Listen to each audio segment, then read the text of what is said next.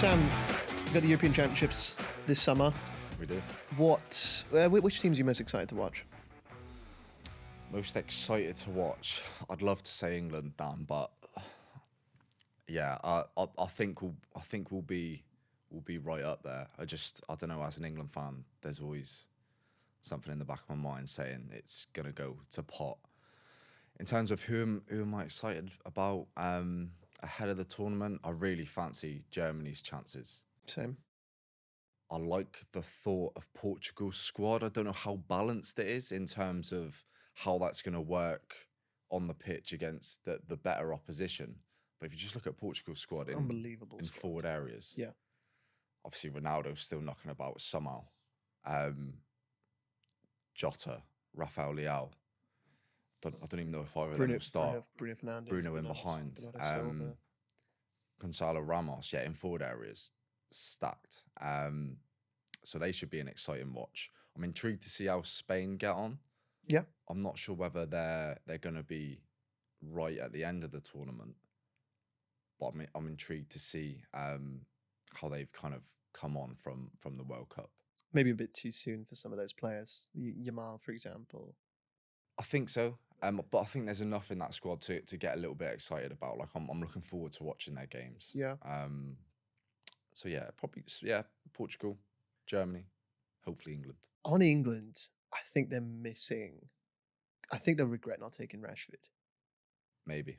I think they will, because I was speaking before the tournament, and we were talking about kind of strongest 11s, and for me, even though the way he's been playing for Manchester United, despite his form, I still have Rashford starting on the left. It's a tough one, Dan, because if you're Southgate and you're giving out reasons why you're leaving people out of the squad, which he has done in Phillips and Henderson, then to do a U-turn and be like, Rashford's been crap, but I'm still going to bring him.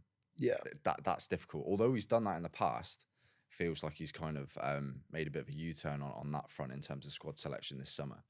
So I can understand why he's been left out, but I don't know if I'd have left him out. He can be so impactful off that left. He's so explosive and in an England shirt in major tournaments anyway, or when it matters, you feel like you get the ball to Rashford and he's going to do something. And for us to not take a player like that, I think we might regret it. Hopefully we won't. We've got Anthony Gordon to come step in. I think for me, he's got to start on the left because he's had a brilliant season. I really rate him, so I'd like to see him start. But yeah, on Rashford, I'm not sure. I'm 50-50. But I felt like they had the same problem at the World Cup in 2022, and they were just missing somebody who could run in behind. Mm-hmm. So a bit of directness. And I remember they brought Rashford in. I think he was for the game against Wales. Yeah. I think he was that third group game England played. And they brought Rashford in, and they just looked like a different team. Mm-hmm. They looked so much better, so much sharper. Yeah. And there was balance in the front three because of the way Saka plays. He's always coming in onto his left foot, dropping deep, being a bit more of a creator, which is the player he's turned into. I think you need a finisher on the left. I don't think Anthony Gordon's that finisher.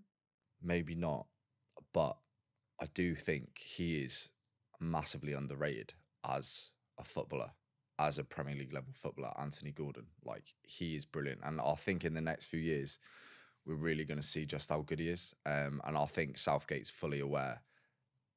And I think if he's given a chance starting at the Euros, I can see him taking it. And hopefully we'll be sat here mid-July talking about, well, not discussing Rashford because he wasn't missed, because Gordon's done so well. Or, for example, if Eze goes to Germany, maybe he's come in and staked a claim too because he's brilliant. I'm not sure if he's a left winger per se, because he likes to operate, centrally and in between the thirds. But yeah, hopefully we're sat here in a month's time or 2 months' time, and we're not discussing Rashford. Well, we'll see. I'm not really bothered. I think, regardless, we should stay clear of betting on them. England as favourites. I'm not betting on them. You could do what you want. I definitely will be betting on them. I can't see how. Well, maybe I can understand why they're favourites in terms of individual quality. the players that are going to be going to Germany in comparison to the other squads that are going, you probably would say that maybe only France rivals them player for player. Maybe Germany's got a shout too, but maybe only the first 11 to 14 players. Yeah. In Germany's squad rivals that of England's, and then England's depth is much better. France's 11, and their depth is. France's second team would do pretty well. Exactly. So for me, if we're talking favourites, if I'm a bookmaker, I'm probably having France as favourites, but I also can understand why you'd put England as favourites in England, because they're probably going to get a lot of money, a lot of patriotic money, coming from, which brings the price down. So that's probably why as well. Yeah. Are there any other teams you're looking at, maybe in the outrights, maybe in to reach the final, just off the top of your head? Anything that's caught your eye? Yeah, like I said, it's Germany for me. I really fancy them. Portugal's a little bit of an outsider, but I don't think they're going to go all the way. Obviously, we've been doing loads of research into the betting guide that we've created, which has taken us, it feels like years, but it's taken us a few months to make.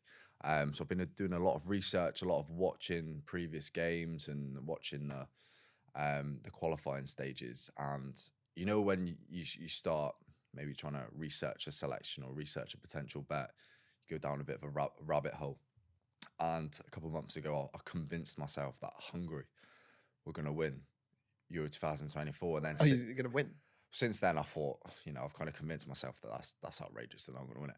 But I like the thought of Hungary doing pretty well.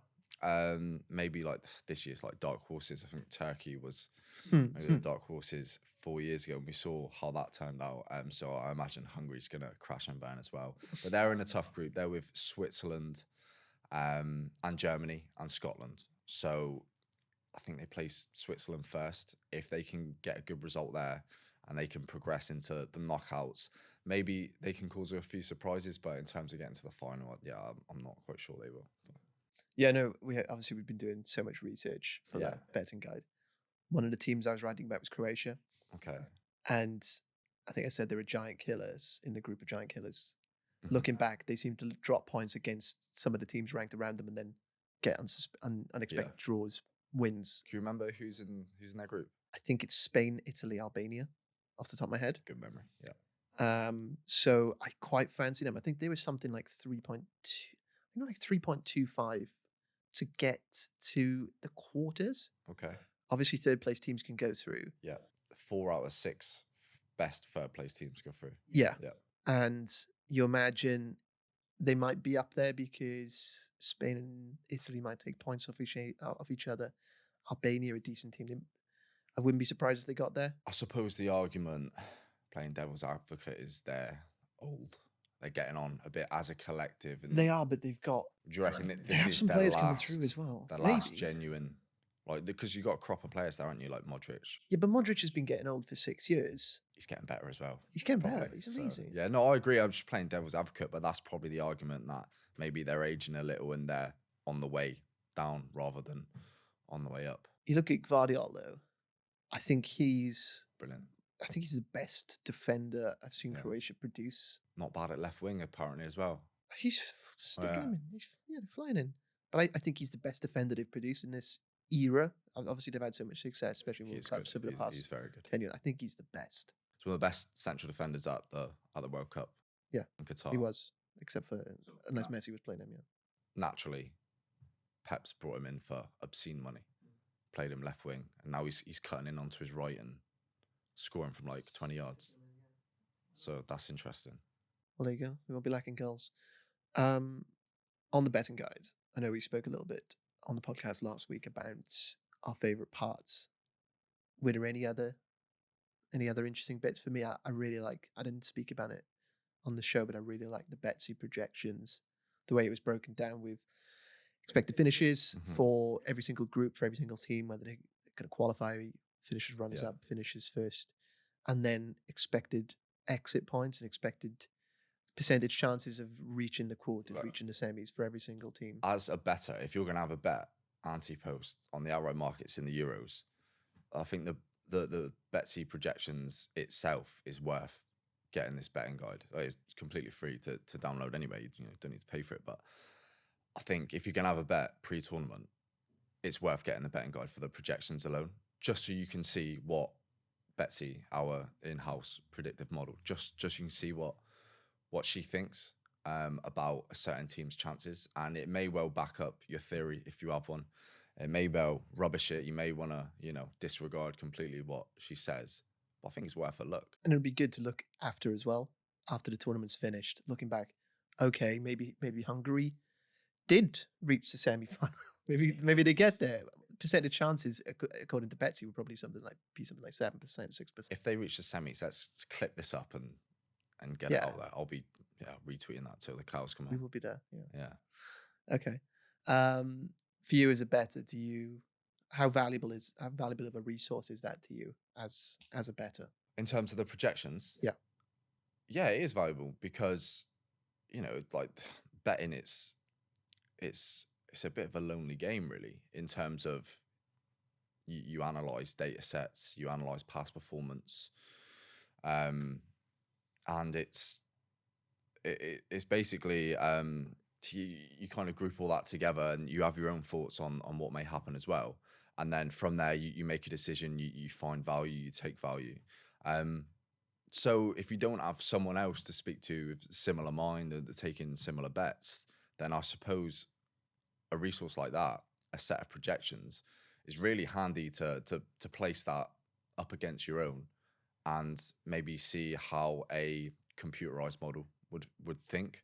Because you know exactly how you feel, you know exactly what you fancy and what you think might be value. But yeah, it's nice to maybe compare that to something else too. And like I said, it's a free resource, so may as well have a look. A lot of people have their own models. Mm-hmm. A lot of bettors will have their own models. They don't want to share. Yeah, they're really hesitant to share. So I think it's quite rare to have something that is freely available. But people are just offering it up. We're not selfish here at bettingexpert. We're out to do good. You should see the stuff we're hiding. That's what It's there and it's available, and it's worth a look for sure. Okay. Were there any other parts of the guide that you wanted to speak about? Any other interesting stories, interesting angles you think people can get out of it? No, I'm joking. There's loads in there, honestly. We spoke about on the pod, I think there are like 8 separate kind of standalone articles at the front of the betting guide, just looking at previous performance, like should you back the host nation, should you back the defending champions? All of that's really interesting. But then the second half of the guide, which is where we kind of poured our heart into over the past few months and put together, it's probably my favorite section, I think. I think what makes it unique, obviously every single publication out there is going to do a guide or an overview of a tournament team preview. So a lot of publications will have 24 team previews. Yeah. But you won't get that level of historical betting information on Hungary, on Croatia, on Serbia. You're not going to get that level of detail. No, it's going to be surrounding the qualifying stages and maybe how the makeup of a squad is, what the manager's like, maybe what they're like tactically, their chances of progressing, any standout prices. And what we've served up in the betting guide, nation by nation, it's not like that at all. Yeah. It's how they've performed historically in Euro tournaments, World Cups, the kind of return on investment as a percentage of maybe if you'd back them in the 1x2 or if you back them on Asian handicap, for example, or the goals markets. So it's very different, but also alongside that, we have folded in maybe their chances of progression at this tournament as well. So it's not just looking back at what's gone previously. It's also looking at their chances, what the makeup of a squad looks like. So we're kind of maybe like the best of both worlds. Yeah. I think for these major tournaments, it's difficult for people to bet on teams they don't really know much about. Mm-hmm. So obviously we're the foremost experts on the Hungary national football team. Yes, we are. But maybe 3 months ago we weren't. Mm-hmm. And it's difficult for us, but it's going to be difficult for the bookmakers as well. Yeah. They're not going to know where to rank these teams, really. You see the same in cup competitions in England when a team in the Premier League comes up against a team in League Two. It's apples and oranges. It's very difficult to compare the two because they don't play very often. So to look forward, again, as you say, you have to look back. And I think a lot of these teams have been routinely outperforming or underperforming based on expectations, just because the bookmakers have got a bad read of them. Yeah. Well, at the end of the day, Dan, like it's us or you as a bettor versus an odds compiler somewhere. So it's, they've obviously got the most up to date, shrewdest kind of data sets and information. So it's an uphill battle. But with these kind of matchups in major tournaments that people aren't too sure about, it's going to produce value prices. So yeah, like usually there's a lot of opportunity at the major tournaments, and it's going to be exactly the same this time around. So if you have a betting guide type of companion that we've made, just makes things a little easier, really. Yeah. It's not the golden ticket. You're not going to download this betting guide and win 100% of whatever selections you place, but it's going to be handy as a companion, I think. Yeah, I mean, you say it's you against the compiler. It's like playing golf, isn't it? It's you against the course. But something like this can maybe give you a little helping hand, a little bit more insight onto certain parts of the golf course. Yeah. If you forgive the really clunky analogy. Really clunky. But I think as a bettor, you need whatever kind of resource you can get your hands on to maybe, give you an extra few percentage chance of being, profitable over a long time. So, yeah. Yeah. No, there's no other place you're going to know how profitable Belgium were at Euro 2004 or Euro 2000. I'm not even sure if they were there, but just off the top of my head, that is there. It's for free. Yeah. People can use it however they want. If they just want to look back after the tournament's place, as I said, looking at perhaps the Betsy projections, if a surprise team does reach the semi-finals, the final, perhaps we can look back and look how likely it was. Yeah. And it's all there in print. Curious, Dan, putting you on the spot, but after working for so long on the betting guide, is there anything that you've seen or put together in the guide that you've then gone away from and taken a bet? I have one on Croatia that I mentioned earlier. Wow, okay, yeah. I did see that as a pretty good angle in, and Germany just kept coming out because I've had a pretty good handle on major tournaments. Not to blow my own trumpet, but I've had some good outright bets before the tournament because I go so deep into the research phase. I think I can sort of get ahead. So I was seeing, like the meme with the red string, the Always Sunny meme with the red string, like that's me before the tournament. So I'm seeing connections and stuff. And I saw it with Italy in 2021 for the Euros. And then I had... Did you back Italy? Yeah. Argentina at the World Cup as well. And I think I had Belgium to exit the group stage, I think, of the World Cup. So I've had some good tips. Sounds like you're blowing. I am. Trumpet, I am, but why not? Okay. Why not? That's fine. I won't talk about the losses. But for this one, I'm starting to see it for Germany. Yeah, I like Germany. I do. I just can't get away from them, and just a sort of tactical flexibility. Yeah. They've got players in form, and there's just so much creativity, and it just seems to balance quite well with Florian Wirtz, with Musiala, with Kai Havertz as a front three. Yeah. They're such intelligent players. I love Musiala. Oh, he's unbelievable. He's brilliant. And like waiting in the wings as well. So I don't even just put Gnabry on. What's that? Just put Gnabry on. Yeah. Well, put Sane on. I think, Gnabry's injured. I don't know if he's going to make it. And same with Sane. I don't know if he's fully fit. But they're knocking about. And Thomas Muller as well. Put him on. Bring a, was he 33 or something, year old Thomas Muller on the pitch in the closing stages to either nick a goal or see out a game. Perfect. It's experience of a player who's won the World Cup. Yeah. Who's, been with the national team, has played probably like 6 or 7 major tournaments. Yeah. That's not bad. It's just, it's a good option to have. And then Toni Kroos, one of the most informed players in the world at the moment. I think the way he's transformed that national team since coming back in. Keen to go out on a high, you'd think. Last dance. Okay. In terms of, I mentioned it on the podcast the other week, as a selection, the one selection that stood out for me when analysing all of these data sets was Poland lowest scorers. Yeah. And like they kept ranking right at the bottom for goals scored per 90, etc. And the more I thought about it, and that the more I kind of remembered their performances in the World Cup in Qatar, just screamed out as something to go for, especially at the prices. I think you can get them at 11-1, which is big. Albania's like favourites 4-1, and I can kind of get that with their group. I can get that, but I don't think there's so much distance between the two squads. Albania won Poland's qualifying group. Poland came third. They had to go through a playoff route. I think Albania scored 2 more goals than Poland did. That's probably not the best way to look at it. But in terms of like difference in price, yeah, that just stood out massively because they were awful in Qatar. Somehow they got to the knockout stages. They were just, in terms of like the games I watched, Poland, yeah, they were terrible. And I don't think their qualifying campaign is much to shout about. Obviously, they finished third.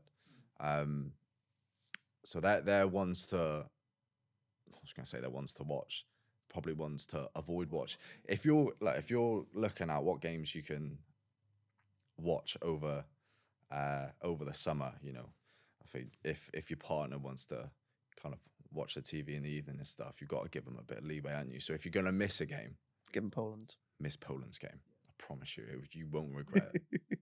Especially that Poland-Austria fixture. It's just, I keep saying it, it's the most 0-0 game of all time, nailed on. So it's probably going to end up like 4-4. Yeah, 4-4. Yeah. And they'll be out the house. Yeah. Last and most important piece of advice for me is just to back the draw of the tournament, because what I've seen in tournaments gone by, so often it's about taking as few hits as possible and playing as few big games as possible, because you're playing 7 matches in the space of 4 weeks. Yeah. If you're playing the top teams, it's just going to take it out of you. Mm-hmm. It's rare for a team to win a tournament like this while playing every single big team, while playing 5 of the top 10 nations in the competition. It's just not going to happen. That's a worry for me for Germany, because if you map out their potential route, they play all the big teams. Round of 16, Denmark, Spain, Portugal, then France. That's how I see it anyway. I did a little predictor thing the other day. I think 3 is the max. You kind of have to play 3, but if you play 5, then you're done. Yeah. That's the way I see it. Yeah. Thanks for joining this impromptu chat with Sam Ingram. Thank you very much. And me, Daniel Jenkins. We'll be back next week.